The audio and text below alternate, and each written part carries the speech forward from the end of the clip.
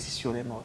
La mangrove énergétique, on a appelé ça ainsi, pourrait être utilisée pour le développement, pour le bois énergie, parce qu'on ne pourra pas passer du charbon de bois et à la propane du matin ou dans le non, ça prendra du temps, c'est un apprentissage, c'est des générations. Après ce séjour de 10 jours, est-ce que votre approche ou encore ce que vous avez appris a changé radicalement ce que vous avez compris avant? Pas radicalement, parce qu'il y avait des hypothèses. Okay. Mais oui, on a appris. Bon, surtout, on a appris des autres qui viennent d'Afrique, qui viennent de l'Europe. On a appris. Et puis, le gars de Zimbabwe nous a dit quoi? Il nous a appris surtout à danser. À part de la monnaie zimbabwéenne qui nous bat. Non, mais petite anecdote, il y avait, puisqu'on parlait des Haïtiens qui avaient peur de la mer, hein, entre guillemets, il y avait l'ami du Sénégal qui en parlait aussi, qui disait que lui, qu'il était né à Dakar, et que Dakar était entouré d'eau, mais que quand il était petit, alors c'est un monsieur qui a une cinquantaine d'années, hein, pour avoir une idée, quand il était petit, lui, il lui était interdit d'aller à la mer. Ses parents ne voulaient pas qu'il aille à la mer. Voilà. Et c'est son grand frère qui était en charge d'appliquer cette règle à la maison. Et il dit, aujourd'hui, ça a complètement changé à Dakar, les enfants vont à la mer, et c'est ce même grand frère qui lui refusait d'aller à la mer qui organise les programmes pour emmener les enfants à la mer. Donc il nous a ouvert les yeux sur cette question de rapport. Oui, bien sûr. Ça s'apprend. Ça s'apprend et ça se valorise. Donc c'est mettre en place les éléments pour changer la relation qu'on a avec la mer. Et ce qui était intéressant de notre ami du Sénégal, il nous disait que ça a changé dans une génération. C'est 20 ans que ça a changé. Moi, ce qui m'a...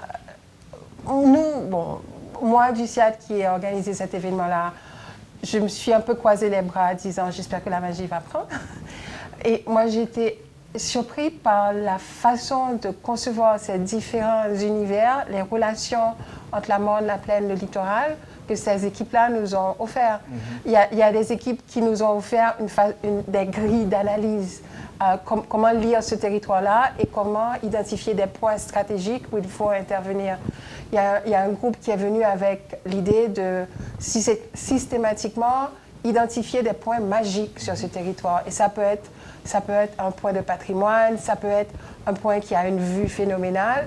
Donc de l'identifier, de la valoriser et de s'assurer que les gens peuvent y avoir accès. Il y a toute une réflexion qui a été menée par plusieurs groupes en fait sur des stratégies pour protéger les terres agricoles, comment permettre à l'urbanisation de se faire, mais de se restreindre à un bout de territoire pour que l'agriculture puisse continuer à évoluer, surtout au niveau de la plaine de Léogane, où on voit qu'elle est en train de partir. Ah oui, beaucoup de béton. Hein? Ouais. Oui. Vous suivez le magazine économique sur Radio Métropole. Sur Télémétropole, le rendez-vous économique, on parle d'urbanisme, on parle de la région des Palmes, on prend la pause, on se retrouve dans quelques instants pour la dernière partie de l'émission. Groupe Croissance, en partenariat avec Profine et Banque Centrale, a poussé pour 6e édition Sommet international sous finance à première édition FinTech là, cap fait du 18 au 22 avril 2016 dans Port-au-Prince à Pétionville. Thème sommet année ça, c'est financer les infrastructures en Haïti. En pile experts nationaux Amérique latine à Caraïbes là, pour discuter pendant 5 jours sur investissement en infrastructure que Haïti besoin. En pile expert en région pour présenter différents types de financement pour infrastructures portuaires, aéroportuaires, routières, énergétiques et télécommunications. En pile activité pour le temps pour 6e édition ça. Mardi 19 avril. A bien une conférence internationale sur microfinance que Groupe Croissance avec firme financière internationale TCX pral organiser. Première édition FinTech là, qu'a fait 21 à 22 avril, pral discuter sur impact nouvelles technologies information et communication gagnées sous secteur finance là. Pas oublier, sorti 18 pour arriver 22 avril 2016, Groupe Croissance, Profine et Banque de la République d'Haïti. Cassez rendez-vous avec nous pour 6e édition ça, qui patronné par Banque de la République d'Haïti, BRH, Fonds développement industriel FDI, Banque nationale de crédit, Conseil national financement populaire, Fonds haïtien d'aide à la femme, Cotelam, Local Plus, Acme, Finca, One Click, APN, Unibank, Radio Télémétropole, Radio Ibo, Magic 9, RFM, Télé 20. Groupe Croissance, avec nous pour tout temps. T'aimes raconter nous histoire qui a la banque pour changer l'argent papier en pièce monnaie. Bonjour messieurs. Bonjour. T'as aimé changer l'argent ça yo en pièce monnaie s'il vous plaît. Désolé madame, pas de monnaie. Hein? Mes amis à toi, à qui sa banque ça utile même. Li pas jamais gen monnaie, ça fait me songer problème te gen ak yon client. Client, m'pas gen monnaie de goud et demi, pour ti surette pour passer dans bouche là. Chéri amour, c'est pas l'argent, mais monnaie en pièces c'est l'argent. C'est pas bon petit monnaie non. Comment on va le compléter comme camionnette là? Moi pas décourager non, moi t'ai passé dans yon l'autre banque. Bonjour. Bonjour, c'est monnaie en pièces ou besoin? Mais banque qui fait travail li. M'a tout quitté l'autre banque qui pas de bon service là. Merci en pile. Inquiète-toi belle madame, nous là pour nous servir. Toujours marcher avec pièce monnaie. Comme ça, ou a toujours payer ça ou pour payer à sans été ni mette. Banque centrale gen monnaie 5 kob, 20 kob, 50 kob, goud ak 5 goud. Mane banque pour la ba ou monnaie, c'est droit ou et c'est devoir pour le servir. Pas pran priya nan men aucune banque parce que banque centrale bay toute banque monnaie.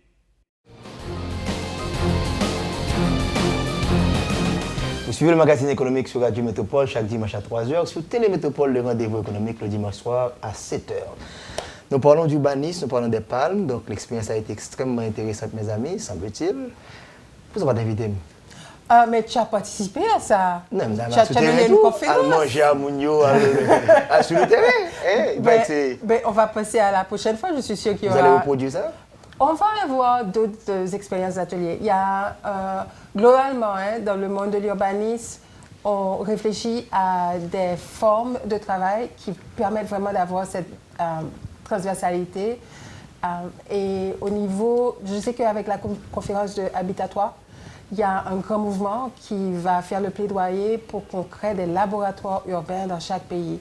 Et l'idée, c'est d'avoir des professionnels de tout métier qui se penchent sur un problème pour vraiment régler les questions transversales, faire des propositions locales. Ça ne veut pas dire que ce sera entièrement local ou entièrement international. On pense que c'est un mélange des deux. Mais est-ce qu'on s'est approprié du modèle et que maintenant on pourrait avoir des étudiants, soit en génie, en médecine, en sociologie, des économistes, pour qu'on puisse faire ça dans des zones locales? Bon, je ne sais pas si on s'est approprié le modèle, parce que ce modèle-là est quand même assez sophistiqué, 30 ans d'expérience. Je ne pense pas qu'on peut le faire sans les pilotes, parce qu'il y a toute une méthodologie derrière qui n'est pas mince et il faut faire très attention à ça. Mais je sais que j'étais dans une réunion cette semaine avec le CNIH et on disait qu'en fait, on a besoin d'avoir ce genre d'ateliers, de projets chaque été, qu'on sait que voilà le sujet déterminé, voilà les critères de participation, il y aura un moment de présentation au jury, etc. Vous avez bien dit laboratoire, parce que là, vraiment, c'est vivant devant nous. On peut y aller, puiser dans tout cela. On n'avait pas cessé de dire équipe, équipe, équipe. Qui a fait des équipes, ça? 4 équipes, 7 équipes. Et moi, monsieur, les Patrice Dumont, depuis qu'il y a équipe, qui a fait tout le monde. Qu'est-ce qu'il y a un match là? C'est un championnat? Non, c'est un gros championnat, mais on n'a pas besoin de champion. Ah bon? Bon, l'idée, c'est qu'en fait, il y avait 4 équipes, 24 personnes, donc 4 équipes de 6. Okay. Et dans chaque équipe, il y avait 2 Haïtiens. Et quand on regarde les 4 projets, on voit que ce sont 4 projets complémentaires. Donc, on ne peut pas dire qu'un est mieux que l'autre. Il y a une équipe qui a vraiment offert une manière de penser et d'analyser le territoire. Et il y a une autre équipe, je crois que l'équipe de Jean-Loup, qui a été à des projets spécifiques. Et c'est même du urban design qu'ils faisaient. Ils ont commencé avec l'idée la rue à ses salons peuplats et ils ont développé un concept comment réaménager le grand marché, le grand salon sur une voie routière. Donc on regarde le même espace et on a retrouvé des... On regarde le même espace et on voit des choses différentes et on articule les choses différemment. Donc moi, il y a l'équipe qui m'a impressionnée, c'est l'équipe qui disait qu'elle voulait, au lieu de regarder cet espace-là du monde à la mer, elle a regardé de la mer à la montagne. Donc on remonte la montagne et l'idée c'est d'intervenir à partir de l'embouchure et de traiter cette rivière ou la ravine de l'embouchure jusqu'à l'endroit où elle prend naissance. Et de faire des aménagements appropriés et de voir comment à quel moment va jouer l'établissement urbain, à quel moment va jouer l'agriculture, à quel moment on va sanctuariser certains espaces parce que c'est des espaces qu'on ne peut pas vivre ou c'est des espaces qu'il faut absolument protéger. Donc, oui, il y avait 4 équipes et des idées vraiment qui s'embriquent l'une dans l'autre. Et pour moi, il y a des équipes qui nous ont donné des façons d'analyser et il y a des équipes qui nous ont donné des projets que maintenant, il faut se dire, OK, est-ce qu'on y va pour ça et comment on trouve l'argent? Qui équipe déjà là? Est-ce que si vous gagnez match? Non, pas gain perdu là-dedans. C'est vraiment c'est important parce que, alors, donc, ces 4 équipes, et pour expliquer la méthodologie, il y avait aussi donc, deux personnes qui étaient ce qu'on appelait des pilotes, qui coachaient les équipes. Et leur travail, c'était vraiment de réussir au final à avoir quelque chose de très complémentaire. C'est pas pour rien qui fait que, parce que c'est le même territoire, tout le monde doit dire exactement la même chose, mais ça aurait été un temps perdu si on reparlait des mêmes espaces, etc. Alors que là, la richesse, c'était de dire à telle équipe, oui, vous avez compris telle problématique de la montagne, mais font-ils bailler la montagne, la vague, à regarder la mer. Et puis, qu'est-ce que l'on peut apporter du côté de la mer? Et puis, l'autre équipe, vous voulez parler de la mer, mais et la montagne, travailler sur la montagne, etc., etc. Ce qui fait qu'au final, c'est le document fini, en fait, qui est intéressant de regarder. C'est pas un tel, c'est pas l'équipe avec l'Espagnol et le Zimbabwéen contre l'équipe de l'Haïtien. Il n'y a jamais eu de... Non, David Gagné? Bien au contraire, bien au contraire. Et toujours pour parler de méthodologie, ça se passait sur 2 semaines et il y avait un moment où la société civile était invitée en fait à venir regarder les premières... Oui, un forum d'échange où elle était invitée à venir voir les premières esquisses, les premières idées qui faisaient tout ça. Et jusque-là, on avait tous travaillé, on travaillait beaucoup. C'était matin jusqu'à 10h, 11h, minuit. Donc, c'était le premier moment où chaque personne des équipes pouvait voir le travail des autres. Okay. Et on s'est rendu compte qu'effectivement, on avait tous fait des choses complètement complémentaires. Et on s'est dit, alors on comprend pourquoi le coach, à un moment, nous a dit, laissez tomber ça, causez plutôt là-dessus. Et pourquoi d'autres personnes ont dormi très tard à travailler sur un sujet. Donc, c'est plutôt dans l'ensemble qu'il faut regarder le travail. Est-ce qu'il y a eu des chocs entre le sociologue que vous êtes et peut-être l'ingénieur qui voulait avoir des choses? Il y a eu certains moments de tension. Parce que nous autres Haïtiens qui connaissons plus ou moins le milieu, il faut y avoir vécu pendant longtemps. Il faut que tu précises que tu as des petits goaves. Je suis des petits goaves de la région. Donc, il y a eu des moments de choc parce qu'il y a certaines idées qu'on voulait creuser et face auxquelles on s'était vraiment opposés. Dans le groupe Pamna, Christine Avem, on était non, ça ne peut pas se dire ici, non, ça ne peut pas se faire ici. Écoutez, et par exemple, moi j'ai insisté pour que nos réflexions nous permettent d'apporter un minimum de justice vers les gens qui vivent dans les campagnes. On part de la mer, on remonte la montagne pour apporter un peu de justice. Donc, l'idée de justice sociale était toujours... Ah bon, le sociologue. Et j'assure, le sociologue de gauche que je suis. On dit que les sociologues sont toujours de gauche. C'est pas nécessaire. Donc, on voulait que, on fait la remontée. L'idée de vis d'Archimède ou bien Saumon quand fait remonter les voiles pour nous. Par capillarité, on dit que... Et c'est les chemins qu'on a suivis. Oui. Bien. Les chemins naturels des gens. Les gens suivent le chemin de l'eau. Généralement, c'est ça. Ils ont aménagé un sentier sous conduit cours d'eau. La logique pour là, c'est un l'air pour commencer pour descendre? Non. En fait, on a toujours voulu le faire ainsi. Nous-mêmes nous disons, on essaie d'inverser. On part de la mer, et à partir de la mer, il faut que la mer apporte ses opportunités à la campagne. Et c'est peut-être ça, tout à l'heure, je l'ai dit, Madame Sarah, c'est un personnage important. Parce que Madame Sarah fait le flux et le reflux. Parce qu'elle apporte ses denrées. Maintenant, l'idée, c'est, quand elle arrive avec ses denrées en ville, sur le littoral même, qu'est-ce qu'elle apporte d'autre dans les hauteurs. Donc, c'est toute l'image. C'est très imagé, mais à partir de là, on a causé, on a trouvé de bonnes idées. Et je pense que c'est des choses qui, comme a dit Jean-Claude, qui peuvent être réalisées. Je sais qu'il y a tout un débat entre le secteur urbain et le secteur rural, mais l'équilibre est important. À savoir si on veut aller vers le secteur urbain en ignorant le rural, on va payer très cher. Mais Rosemary a une idée, c'est très important. Est-ce qu'il n'y a pas une forme d'appropriation de l'espace caraïbéen, de type caraïbéen, qui justement élite cette question de ville, campagne, rural, urbain, où en fait les deux s'imbriquent. Tout à fait. Parce que nous sommes des territoires très petits dans la Caraïbe.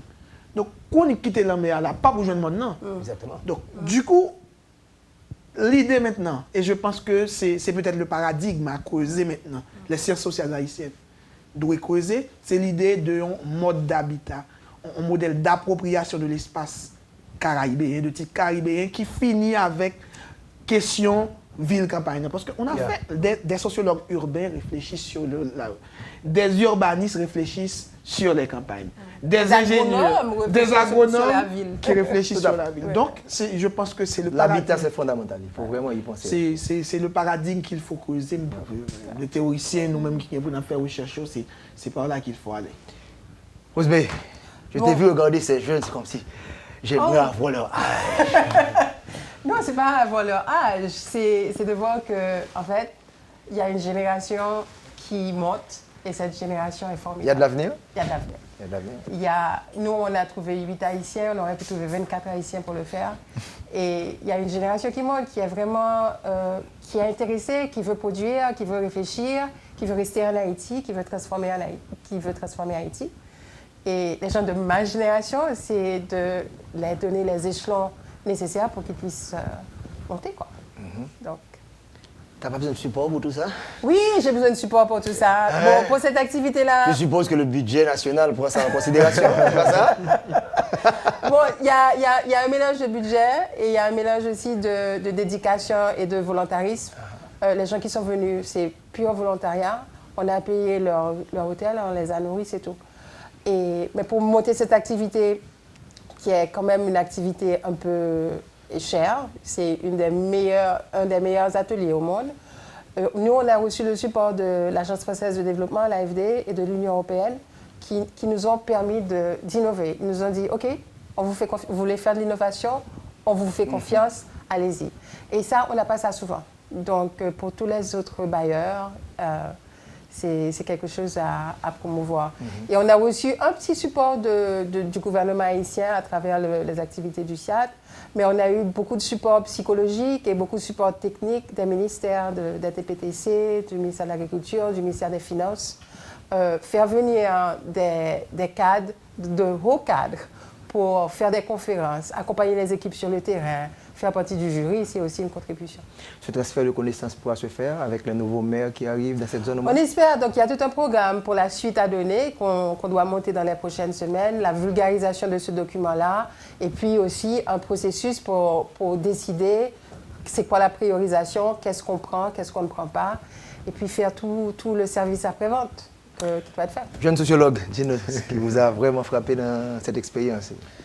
Ah bon, j'ai souvent dit que cette expérience, c'est comme une année de master.